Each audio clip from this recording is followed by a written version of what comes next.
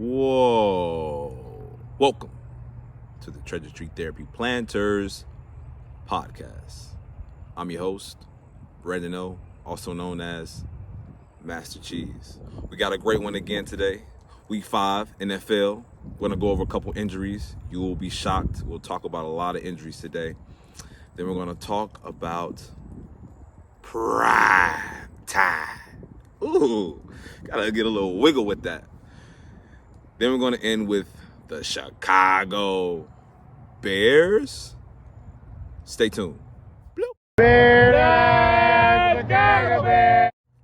All right, welcome back to the TreasureTreeTherapy Planters podcast with yours truly, the tree stump, trees in the back, sun's beaming. We got a good one today. We're going to go over a couple injuries. But before we do that, please take the time to sit down, put your hands down, relax, like, share. You can subscribe if you would like. All right, so week 5 was a very interesting week, all right? As we review a couple notes, Joe Burrow definitely was able to come out and show that he was healthy, not healthy. But before we get to Joe Burrow, we're going to talk about Nick Chubb's surgery. So Nick Chubb successfully had surgery on his knee. Now what they did, they went in there and they cleaned up, the medial capsule. They took care of the medial collateral ligaments and the meniscus in that area. If you go back and look at the film, you can tell that area was very badly injured. But it's promising news because they're going to do a second surgery on his ACL. So, it's a protocol they have where they give you some time to build some more strength up. And, Nick Chubb is a very strong man. So they're taking their time with his rehab, which is a positive sign. I feel like he'll be able to come back at least pretty decent next year, depending on how they progress. But in addition to the ACL repair and the surgery and the strengthening, he needs to take care of the neurological system. And as we continue to deep dive today, you'll kind of understand more of what I'm saying here. All right. So that's the terms on Nick Chubb's injury. Okay. Now we're going to turn over to Joe Burrow.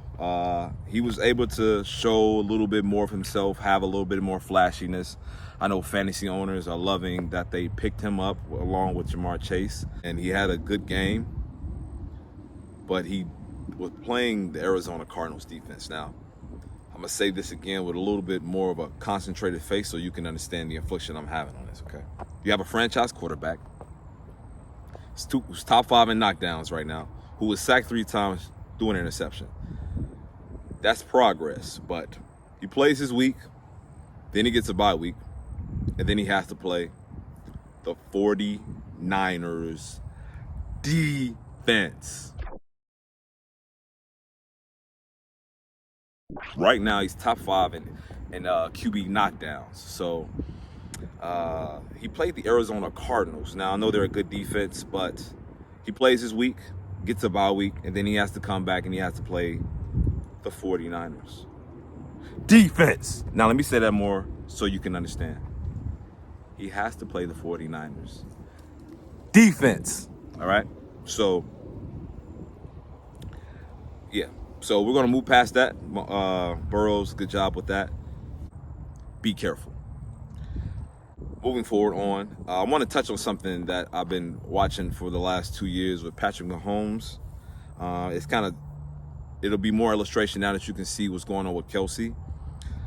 Both of the two are pretty injured. Now, when I say pretty injured, they have something going on, especially Patrick Mahommes. He's been battling with that knee injury that he suffered couple years back, and he's been doing a phenomenal job. But I think that it's starting to catch up to him a little bit as he continues to age, which is usually when injuries give you a hard time. So watching Kelce, if you watch the play, it's a very weird play. And from my understanding of how these things go, his body was telling him something. It was giving him some information. It was letting him know that something's not right here, and we're going to shut you down. Now, he looked up, he looked around, he was a little bit nervous. He said, "What was that?" They took him to the back. They might have put him on a whole bunch of drugs. I don't really know, to numb the pain, which the pain is a sign that something's not right. But again, you're in the NFL. You're paid to push through these things. But the issue is that when you have someone like Joe Burrow and you have someone like Travis Kelce, you need to protect these assets, right? These are your franchise players. Now, Kelce was able to come back in that game. For all the Taylor Swift fans that have been paying attention to football finally for the last couple of weeks, he was able to come back and perform. Now, that's a positive sign for him, but he's having a very hard time in man-to-man coverage now. The speed that he's had, the quickness he had has been decreased since that knee injury. And if you pay attention to the film, it's something that the Chiefs are going to have a hard time once they play the upper echelon teams. Now, the Kansas City Chiefs don't have a bye week until week 10. And they have a tough stretch of games where there's no rest for Kelce in sight. And they're going to have to figure out a good window to at least give him a week off. Now, he'll have to play Philadelphia. He'll have to play some tough teams. And they need to manage that injury a little bit better than throwing him out there against teams that aren't as significant opponents. So that's something to watch out for. In addition to that, Mahommes is also dealing with a knee injury. It may not be disclosed, but I can tell from just watching the tape on what's going on with him that there's something going on, and it's sort of impacting his play a little bit. The numbers aren't really as high as they usually are for him, and he is experiencing I think he's top 5 in QB hurries as well. So he's scrambling around, running for his life, and a little bit banged up as well in the beginning of the season. So we'll see how that goes as the season progresses, and, wishing the best for those guys. Not a fan of injuries. And as I tap into that, now we're going to go into something that you may not be, or you may have not heard. Justin Jefferson is put on IR. Justin Jefferson was put on IR. Now, he's dealing with a hamstring injury. I think they're going to protect him like any franchise should do with a franchise player of that caliber. They're going to make sure that they take their time because they see that the season is not going at the point where they need to push him. Give him 4 weeks off, let him rest that, and come back strong. Now, that's pretty good for Justin Jefferson, but I'm afraid that at some point they'll shut him down for the season. So if any of you fantasy owners have him, good luck to that. Good luck to you all. And then we're going to go over to a topic that's really more important than those previously mentioned. Emmanuel Moseley was a defensive back playing for the Detroit Lions. He previously played for the 49ers, and he came back in his first game in almost a year, okay? Came back in the game from previously tearing his ACL. Now, he tore his ACL, comes back, passed the test, practiced, got in the game, and within 1 quarter of that game, he tore the ACL of the other leg. Now, I know this is not big headline news for most people, but that's something that you should raise an eyebrow to. You tear your ACL, you rehab, you come back, and within a quarter of a game, you tear the ACL of the other leg. In my experience, the nervous system is going to take care of the body even if you don't realize it. Regardless if what you feel like what I'm saying is incorrect or what I'm saying is foreign to you, we have to look at the facts again.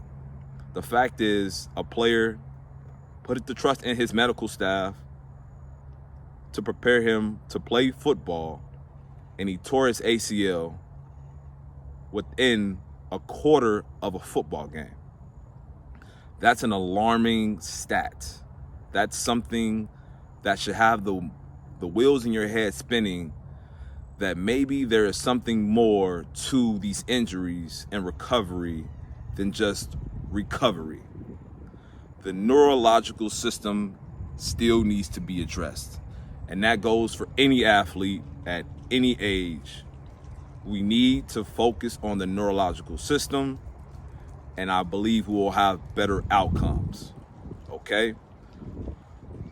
Another road to recovery, similar to Chubb's. His was a traumatic injury, trauma. From reading the article, it said that he planted and his knee buckled, which is telling me that the force that he put, his body shut it down and the tendon had to go. Or it had been wearing down and it had to go. But that's an amazing feat coming into your first game off of injury. So this is a TreasureTreeTherapy sidebar. When I speak on these injuries, it's not just to say that these injuries are injuries. It's to create more awareness that a professional, a team needs additions to their teams, right? We're going to have a segment of when the NBA season starts, because there are a lot of your favorite athletes who are experiencing the same thing. But the neurological system is so underappreciated in these professional sports. And time again, is something letting you know that there is more to what is being done that needs to be done. Patrick Mahommes is a generational talent. Joe Burrow is a generational talent. Travis Kelce is a generational talent.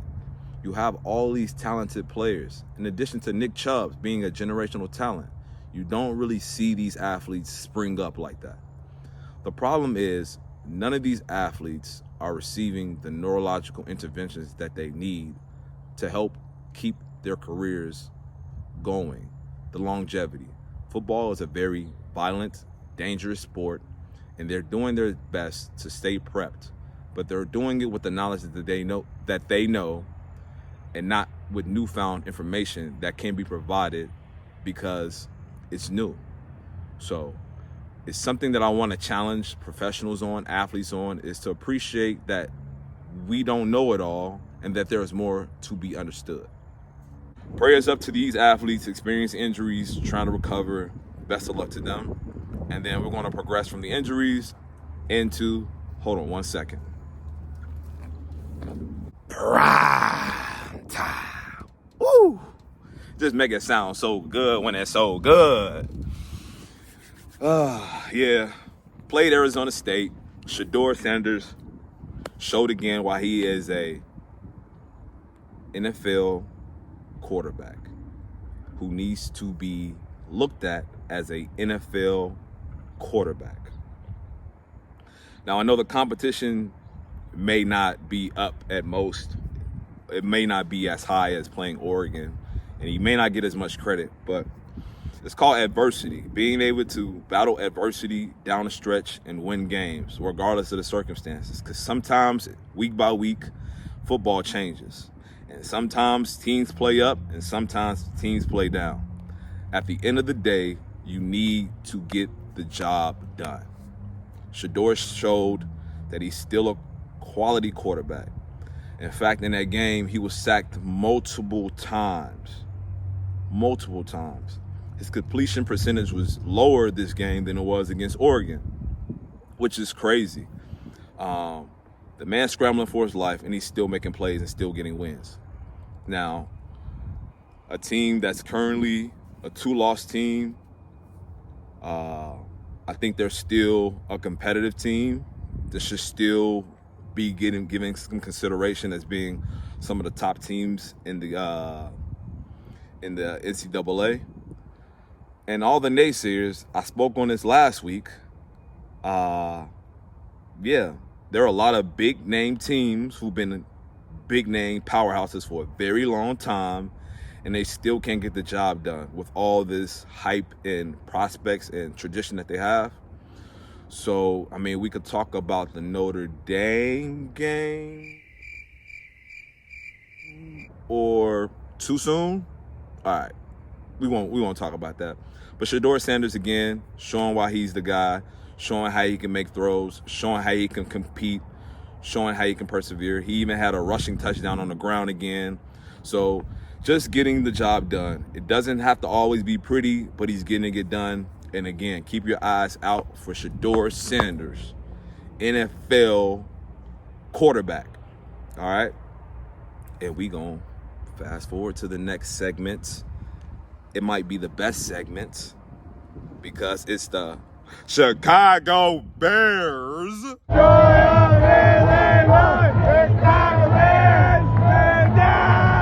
gotta say it in like a Lombard voice. You gotta say it like you're from the suburbs of Chicago, because everyone was excited. You know, it was definitely a great game to have watched if you were a Bears fan, because we have been dealing with pain for so long.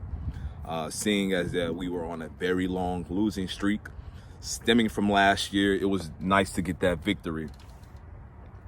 But before we move on to the Bears segment, we do want to have a moment of silence. One of the greatest passed away. Butkus.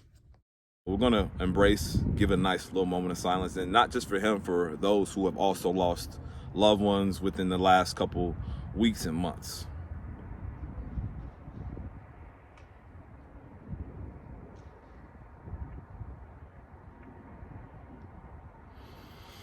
Okay.